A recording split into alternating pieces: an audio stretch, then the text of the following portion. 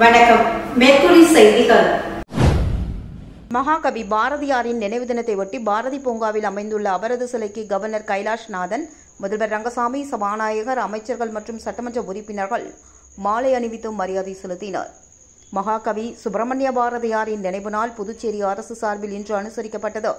இதனை முன்னிட்டு பாரதி பூங்காவில் அமைந்துள்ள அவரது திருவுருவ சிலைக்கு துணைநிலை ஆளுநர் கைலாஷ்நாதன், முதலமைச்சர் ரங்கசாமி, சட்டப்பேரவைத் தலைவர் செல்வம், அமைச்சர்கள் லட்சுமி நாராயணன், திருமுருகன், சட்டப்பேரவை துணைத் தலைவர் ராஜவேலு, அரசு கொறடா ஏகேடி ஆறுமுகம் மற்றும் சட்டமன்ற உறுப்பினர்கள் KSP ரமேஷ், ராமலிங்கம் உள்ளிட்டோர் மாலை அணிவித்து மரியாதை செலுத்தினர். இதனைத் தொடர்ந்து ஈஸ்வரன் கோவில் வீதியில் அமைந்துள்ள மகாகவி பாரதியார் நினைவு அருங்காட்சியகத்தில் மகாகவி பாரதியாரின் திருவுருவப் படத்திற்கு துணைநிலை ஆளுநர் கைலாஷ்நாதன், முதலமைச்சர் ரங்கசாமி உள்ளிட்டோர் தலைமையில் மலர் தூவி மரியாதை செலுத்தப்பட்டது. விழாவின் நிறைவாக மகாகவி பாரதியாரின் தேசபக்தி பாடல்கள் இசைக்கப்பட்டது.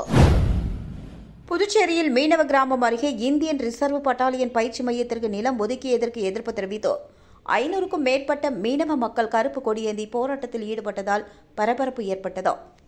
புதுச்சேரி மாநிலம் ஏம்பலம் தொகுதிக்கு உட்பட்ட நரம்பை மீனவ கிராமம் அருகே இந்தியன் ரிசர்வ் பட்டாலியன் பயிற்சி மையம் கட்ட கடந்த 2003ஆம் ஆண்டு 88 ஏக்கர் நிலம் ஒதுக்கப்பட்டது. இதற்கு அப்பகுதி மீனவர்கள் கடும் எதிர்ப்பு தெரிவித்து பல்வேறு கட்ட போராட்டங்களில் ஈடுபட்டதை அடுத்து தற்காலிகமாக அந்த திட்டம் கைவிடப்பட்டது.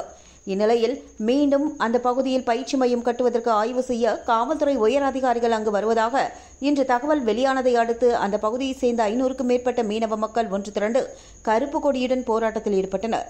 தகவல் அறிந்து போராட்ட களத்திற்கு வந்த தொகுதி NR காங்கிரஸ் MLA லட்சுமிகாந்தனை மீனவ மக்கள் சூழ்ந்து கொண்டு கடும் வாக்குவாதத்தில் ஈடுபட்டதால் பரபரப்பு நிலவியது. மேலும் அப்பகுதியில் பயிற்சி மையம் கொண்டு வந்தால் மீனவர்களின் சுதந்திரம் பறிக்கப்படும் என்றும் போலீசாரின் கட்டுப்பாட்டில் கிராமம் வர வாய்ப்புள்ளதால் இந்த பகுதியில் போலீஸ் பயிற்சி மையம் கட்ட அனுமதிக்க கூடாது என்பதை வலியுறுத்தி மத்திய மாநில அரசுகளை கண்டித்து கண்டன கோஷங்களை எழுப்பினர். இதன் காரணமாக அப்பகுதியில் 50க்கும் மேற்பட்ட போலீசார் பாதுகாப்பு பணியில் ஈடுபடுத்தப்பட்டுள்ளனர். மீனவர்களின் திடீர் போராட்டம் காரணமாக அப்பகுதியில் பதட்டமான சூழ்நிலை நிலவி வருகிறது. உயர் அதிகாரிகள் வாடகை கார்களை பயன்படுத்தி ஆண்டுக்கு பல கோடி ரூபாய் மக்கள் வரி பணத்தை விரயம் செய்து வரும் விவகாரத்தில் துணைநிலை ஆளுநர் தலையிட்டு தடுக்க வேண்டும் என பாஜக முன்னாள் மாநில தலைவர் சாமிநாதன் கூறியுள்ளார். இது தொடர்பாக அவர் வெளியிட்டுள்ள அறிக்கையில், அரசு அலுவலகங்களில் பழைய கார்களை சரி செய்யாமல் ஓட்டுநர் இல்லை என்ற காரணம் கூறி அரசு உயர் அதிகாரிகள் 5 கிலோமீட்டர் சுற்றளவு உள்ள புதுச்சேரியில் வாடகை கார்களை தங்களது சொந்த வேலைக்காக பயன்படுத்தி மக்கள் வரி பணத்தை தொடர்ந்து விரயம் செய்து கொண்டிருக்கிறார்கள். பல சட்டமன்ற உறுப்பினர்கள் 2க்கும் மேற்பட்ட அரசு கார்களை பயன்படுத்துவதை ஆளுநர் தடை செய்ய வேண்டும் என்றும், துறை வாரியாக அரசு அலுவலகங்களில் பல ஆண்டுகளாக இயக்கப்படாமல் உள்ள அரசு வாகனங்களை ஆய்வு செய்ய வேண்டும் என்றும், 20 ஆண்டுகளுக்கு மேல் பல துறைகளில் ஏலம் விடாமல் அரசு வாகனங்கள் மாற்றும் நிலையில் உள்ளது, அதனை உடனடியாக ஏலம் விட நடவடிக்கை எடுக்க வேண்டும் என்றும், நிதி இல்லை என்று காரணம் காட்டும் அரசு நிதி சிக்கனத்தை கையாள தவறிவிட்டதாகவும் குற்றம் சாட்டியுள்ளார். இது தொடர்பாக ஆளுநர் நடவடிக்கை எடுக்க வேண்டும் என்றும் அந்த அறிக்கையில் குறிப்பிட்டுள்ளார். வரலாற்று சிறப்புமிக்க 100 ஆண்டுகள் பழமை வாய்ந்த சுல்தான்பேட்டை குளத்தை புதுப்பித்து நடைபாதை மற்றும் சிறுவர் பூங்கா அமைக்கும் பணியை எதிர்க்கட்சித் தலைவர் சிவா இன்று ஆய்வு மேற்கொண்டார்.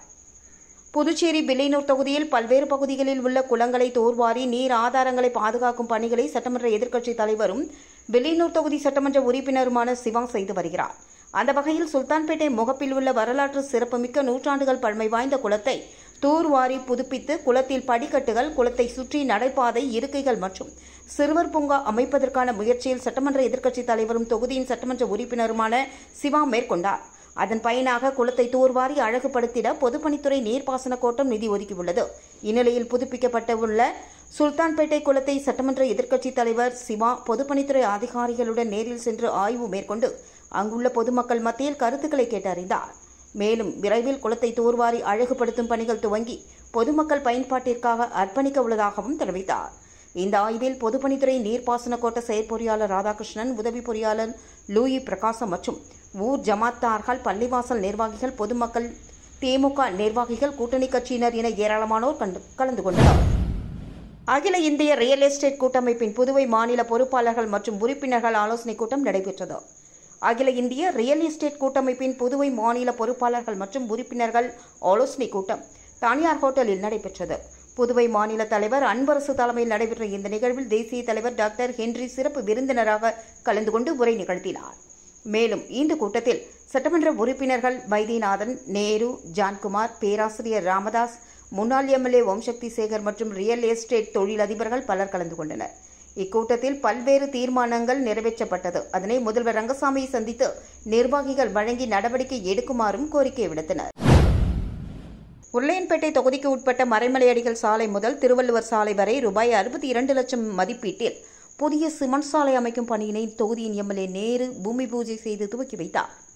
புதுச்சேரி அரசு ஆதிதிராவிடர் நலத்துறை பாட்கோ மூலமாக உருளையன்பேட்டை தொகுதிக்கு உட்பட்ட மறைமலையடிகள் சாலை முதல் திருவள்ளுவர் சாலை வரை 62 லட்சம் ரூபாய் மதிப்பீட்டில் புதிய சிமெண்ட் சாலை அமைக்கும் பணியின் துவக்க நிகழ்ச்சி நடைபெற்றது. இதில் தொகுதியின் சட்டமன்ற உறுப்பினர் நேரு கலந்து கொண்டு பூமி பூஜை செய்து பணிகளை துவக்கி வைத்தார். மேலும் விரைந்து பணிகளை முடிக்குமாறு அதிகாரிகளை வலியுறுத்தினார். இந்த நிகழ்வில் ஆதிதிராவிடர் நலத்துறை பாட்கோ அதிகாரிகள், நகராட்சி அதிகாரிகள் மற்றும் மனிதநேயம் மக்கள் சேவை மைய நிர்வாகிகள் உட்பட பலர் கலந்து கொண்டனர். மிலாடி நபியை முன்னிட்டு புதுச்சேரி, காரைக்கால், ஏனமில் வருகின்ற 17ஆம் தேதியும் மாஹேவில் 16ஆம் தேதியும் பொது விடுமுறை அளிக்கப்பட்டுள்ளது. மிலாது நபி பண்டிகை வருகின்ற 16ஆம் தேதி அரசு பொது விடுமுறையாக அறிவிக்கப்பட்டிருந்தது. செப்டம்பர் 4 பிறை தென்பட்டது. அதனை முன்னிட்டு புதுச்சேரி, காரைக்கால் மற்றும் ஏனம் பிராந்தியங்களில் வருகின்ற 17ஆம் தேதியும் மாஹி பிராந்தியத்தில் வருகின்ற 16ஆம் தேதியும் மிலாது நபி கொண்டாடப்பட உள்ளது. அதன் காரணமாக ஏற்கனவே அறிவிக்கப்பட்ட மிலாது நபி விடுமுறை புதுச்சேரி, காரைக்கால் மற்றும் ஏனம் பிராந்தியங்களுக்கு வருகின்ற 17ஆம் தேதியும் மாஹி பிராந்தியத்திற்கு வருகின்ற 16ஆம் தேதியும் மாற்றம் செய்து உள்துறை சார்பு செயலர் ஹிரண் உத்தரவிட்டுள்ளார். புதுச்சேரி மின்துறையில் மின் நுகர்வோர் குறைதீர்ப்பு முகாம் நாளை ஜவஹர் நகர் பூமியான்பேட் இயக்குதல் மற்றும் பராமரித்தல் அலுவலகத்தில் நடைபெறவுள்ளது. இது தொடர்பாக மின்துறை செயற்பொறியாளர் ஸ்ரீதர் வெளியிட்டுள்ள செய்திக்குறிப்பில், புதுச்சேரி மின்துறையில் மின் நுகர்வோர் குறைதீர்ப்பு முகாம் நாளை 12ஆம் தேதி காலை 10:30 மணியிலிருந்து பகல் 12:30 மணி வரை ரெட்டியார்பாளையம் ஜவஹர் நகர் 2வது குறுக்கு தெருவில் உள்ள பூமியான்பேட் இயக்குதல் மற்றும் பராமரித்தல் அலுவலகத்தில் நடைபெறவுள்ளது என்றும், மின் விநியோகம் பெறும் பூமியான்பேட் இளநிலை பொறியாளர் அலுவலகத்திற்கு உட்பட்ட மின் நுகர்வோர் குறைதீர்ப்பு கூட்டத்தில் கலந்து கொண்டு மின் பட்டியல், குறைந்த மின் அழுத்தம், மின்மானிகளில் குறைபாடு, தெருவிளக்கு மற்றும் மின் நுகர்வு தொடர்புடைய குறைகளை தெரிவித்து நிவர்த்தி செய்து கொள்ளும்படி அந்த அறிக்கையில் குறிப்பிட்டுள்ளார். உப்பளம் பகுதியில் நாளை 2 மணி நேரம் குடிநீர் விநியோகம் நிறுத்தப்படும் என்று அறிவிக்கப்பட்டுள்ளது. பொதுப்பணித்துறை பொது சுகாதார கோட்ட செயற்பொறியாளர் வெளியிட்டுள்ள செய்திக்குறிப்பில், புதுச்சேரி உப்பளம் கீழ்நிலை நீர்த்தேக்க தொட்டியில் பராமரிப்பு பணி மேற்கொள்ள உள்ளதால் நாளை 12ஆம் தேதி மதியம் 12 மணி முதல் பகல் 2 மணி வரை உப்பளம், பம்பாக்கிரபாளையம், நேதாஜி நகர், வாண்டரப்பேட்டை, கோலாஸ் நகர், அவ்வை நகர் மற்றும் அதனை சார்ந்த பகுதிகளில் குடிநீர் விநியோகம் தடைப்படும் என்று குறிப்பிடப்பட்டுள்ளது. புதுச்சேரியில் போக்குவரத்து காவலருக்கு கொலை மிரட்டல் விடுத்த பிரபல ரவுடியை போலீசார் கைது செய்தனர். தவளக்குப்பம் அருகே உள்ள பூன்னாங்குப்பம் பகுதியைச் சேர்ந்தவர் சிலம்பு செல்வன். இவர் மீது கொலை, அடிதடி உட்பட 5 வழக்குகள் நிலுவையில் உள்ளதாக கூறப்படுகிறது. இவர் கடந்த செப்டம்பர் 9ஆம் தேதி முருங்கப்பாக்கம் சந்திப்பில் பைக்கில் சென்று கொண்டிருந்த போது அவ்வழியே வந்த முதியவர் மீது மோதிவிட்டு நிற்காமல் சென்றதாக கூறப்படுகிறது. இதனை பார்த்த புதுச்சேரி கிழக்கு பிரிவு போக்குவரத்து காவலர் அருண் விரைந்து சென்று சிலம்பு செல்வனின் பைக்கை நிறுத்தியுள்ளார். இதனால் ஆத்திரமடைந்த அவர் காவலருக்கு கொலை மிரட்டல் விடுத்துள்ளார். இதுகுறித்த புகாரின் பேரில் முதலியார்பேட்டை போலீசார் வழக்கு பதிந்து சிலம்பு செல்வனை கைது செய்தனர். புதுவையில் பேரிடர் காலத்தில் மீட்பு பணியில் ஈடுபடுவோருக்கான சாதனங்களை முதல்வர் ரங்கசாமி வழங்கினார். புதுவையில் மழை, வெள்ளம் போன்ற பேரிடர் காலங்களில் மீட்பு மற்றும் நிவாரணப் பணிகளில் தன்னார்வலர்கள் ஈடுபடுத்தப்பட்டு வருகின்றனர். அதன்படி புதுச்சேரி வருவாய் மற்றும் பேரிடர் மேலாண்மை துறை சார்பில் ஆப்தமித்ரா எனும் பேரிடர் கால நண்பன் திட்டம் செயல்படுத்தப்பட்டு வருகிறது. அந்த திட்டத்தில் 500 தன்னார்வலர்களுக்கு பயிற்சியும் அளிக்கப்பட்டுள்ளது. பயிற்சி பெற்ற தன்னார்வலர்கள் பேரிடர் காலத்தில் மீட்பு மற்றும் நிவாரணப் பணிகளில் ஈடுபடுத்தப்பட உள்ளனர். அவர்களுக்கான மீட்பு சாதனங்கள் உள்ளிட்டவை வழங்கும் நிகழ்ச்சி புதுச்சேரி சட்டப்பேரவை வளாகத்தில் உள்ள முதல்வரின் அறையில் நடைபெற்றது. இதில் பங்கேற்ற முதல்வர் ரங்கசாமி புதுவை சேர்ந்த தன்னார்வலர்களுக்கு தலா 15 சாதனங்கள் அடங்கிய உபகரண பைகளை வழங்கினார். பிராந்திய வாரியாக புதுச்சேரியில் 215 பேர், காரைக்காலில் 100 பேர், ஏனமில் 50 பேர், மாஹி பகுதியைச் சேர்ந்த 135 பேருக்கு பைகள் வழங்கப்பட உள்ளது குறிப்பிடத்தக்கது. புதுவை சேர்ந்த 3 பேரிடம் நூதன முறையில் 2.42 லட்சம் ரூபாய் மோசடியில் ஈடுபட்ட மர்ம நபர்கள் குறித்து போலீசார் விசாரித்து வருகின்றனர்.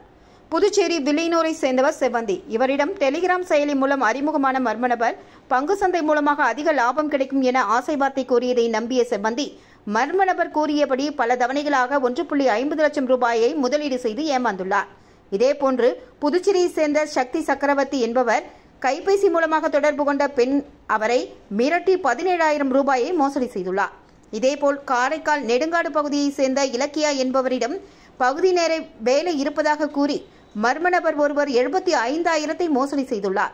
மூவரின் புகாரின் பேரில் சைபர் கிரைம் போலீசார் வழக்கு பதிவு செய்து விசாரணை மேற்கொண்டு வருகின்றனர்.